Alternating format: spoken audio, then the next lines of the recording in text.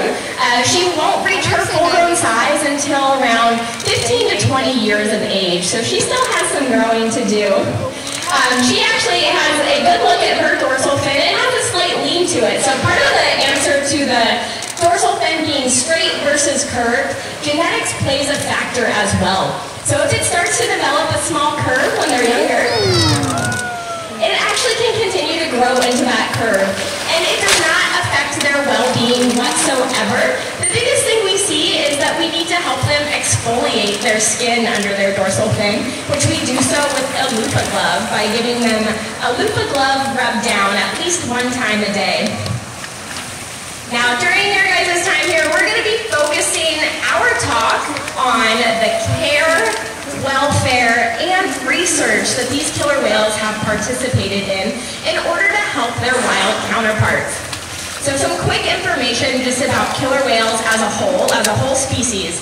They occupy oceans around the world. Now, fortunately, killer whales as a whole species are not threatened or endangered or near extinction. But there is a smaller population of killer whales that lives up near Washington in the United States called the southern resident killer whales. Now these killer whales are facing an endangered population and are facing decreasing numbers. So we're going to be talking a little bit about our time here, how our care of our killer whales here at SeaWorld is actually helping that population up in Puget Sound. One of my favorite things to talk about as far as how these killer whales have helped that population is that the two male killer whales we take care of, Kayuket and Tuar, participated in what we call a hearing study. So who here has been to the doctor and done a basic hearing test where you hear a beep and you push a button? Very cool. So we taught the whales to do something very similar. Obviously they don't have hands like you and I, so we had to be creative. Now this here is Sakari. This is Kamea's older sister. Sakari's 13 years old. As you guys can see, she is quite a bit bigger than Kamea. To be exact, she's about 1,000 pounds larger than Kamea is right now. Both Kamea and Sakari were born here at SeaWorld San Antonio. All 5 of our killer whales were born in human care, but these 2 were born at our facility to their mother Takara, who is over there in the middle with Malin at the moment. So back to this research study about the killer whale's hearing. So you might have heard Sakari make a sound a little bit ago. It sounded a little bit like blowing a raspberry. No, just like that. That is her blowhole on top of her head. That's where they make different vocalizations. So what we trained the male killer whales to do for this hearing test is to station underwater, and when they heard a sound, they blew that raspberry sound, which would expel bubbles under the water. So through a series of trial and error of testing their hearing, their exact hearing range was found. And the baseline for what was found across all of the killer whales from all SeaWorld parks was that the hearing was about 5 hertz to 80 hertz, kilohertz on the upper end. And to give you a reference, humans' hearing is only up to 20,000 hertz. So they can hear at a much higher frequency than we can. Now, why this information is important, as I was mentioning, to the wild population of killer whales, the southern resident killer whales to be exact, as an endangered population, is that they are facing threats through boating traffic. So boating traffic up in that area produces a lot of noise in their environment, and it is showing to affect things like their hunting patterns, their communication with each other, and even where they choose to spend time.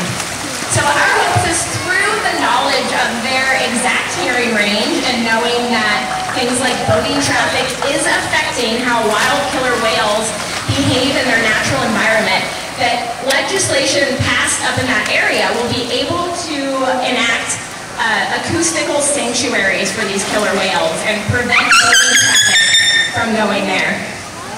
Now, to give you a reference, there is only about 170 of the southern resident killer whales left up in that area.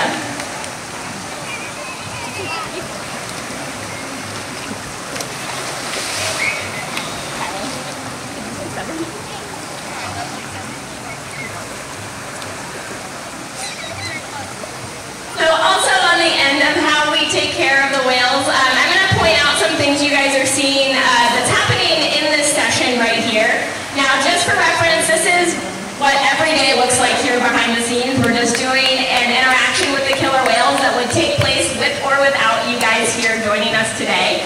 It looks like Takara is participating in a little bit of an exercise session. So just like you and I, it's important that we exercise on a regular basis.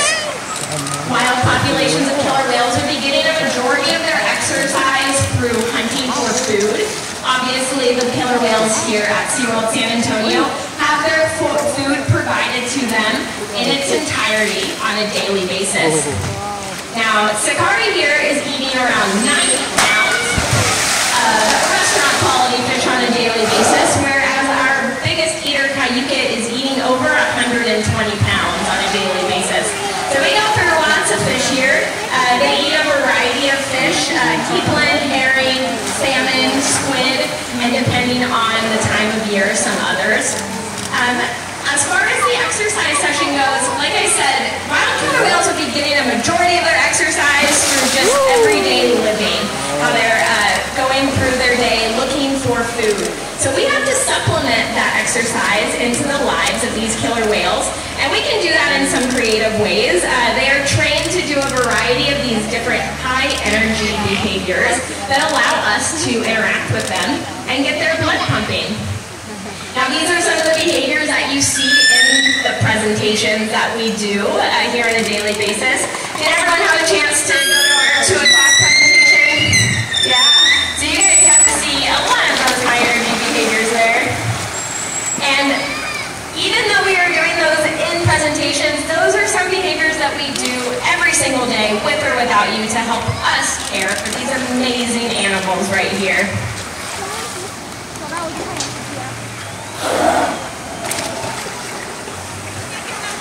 If you guys get your cameras ready, specifically your video cameras, I think you might have a good shot here at the slide out right here of Takara demonstrating what could be used as a natural hunting technique to get an animal that would be in a shallow area of the pool. So everyone turn your attention right here to the shallow slide up as Takara, the matriarch of our pod, makes her appearance.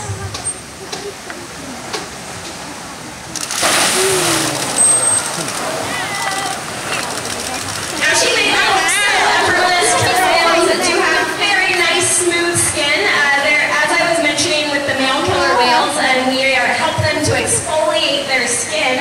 Killer whales shed their skin at a much higher rate than you and I to help them maintain that sleek exterior. Their body is covered in a nice thick layer of blubber that also makes them streamlined. Did you get a good shot? Yeah. Okay.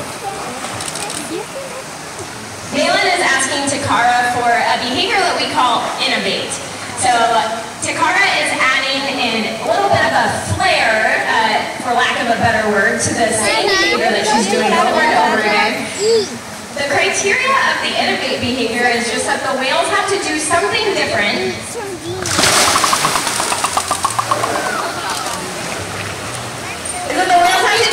Than what they did before.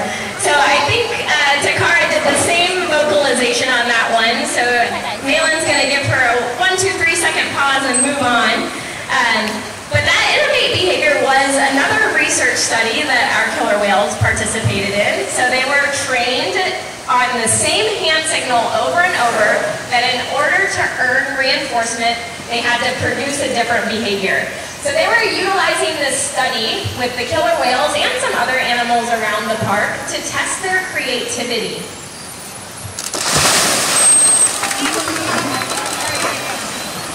Creativity has been known to be tied to animal intelligence, so they're hoping to use this innovate behavior to not only test the orca's creativity, but also maybe show that they are, as we know, a very highly intelligent animal.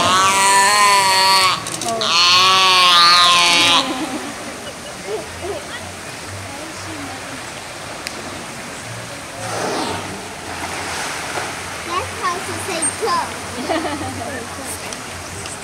And makes me want to do it. As I mentioned, Takara is the matriarch of our pod here at SeaWorld San Antonio. And what does that mean? Killer whales live in matriarchal societies, which means within a pod, the most dominant animal is typically the eldest female. So that here for us is Takara. She is 32 years old. Now, something that I find particularly fascinating about the fact that females are the most dominant animals of a pod is going back to their overall size. So as I mentioned, the male killer whales are about double in size as the females, yet the females are still the ones who are in charge. Now, this dominance in animals can be seen in a variety of ways. Typically, dominant animals will be controlling the food source of who gets food. A matriarch would probably focus on feeding her offspring before letting others participate in a larger food supply. But something else that's very cool about killer whales is depending on where they live in the ocean is going to depend on what their primary food source is.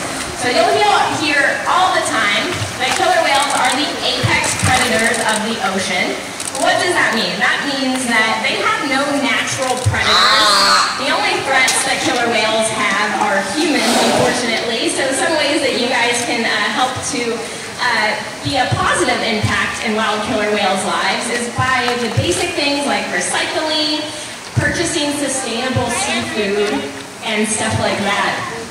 But depending on where killer whales live in the ocean will depend on what they hunt.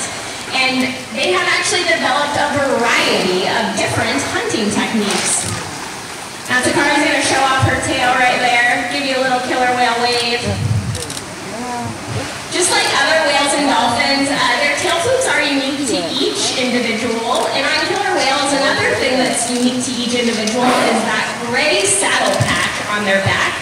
These are identifying markers that researchers following whales in the ocean will utilize to help them identify members of a pod.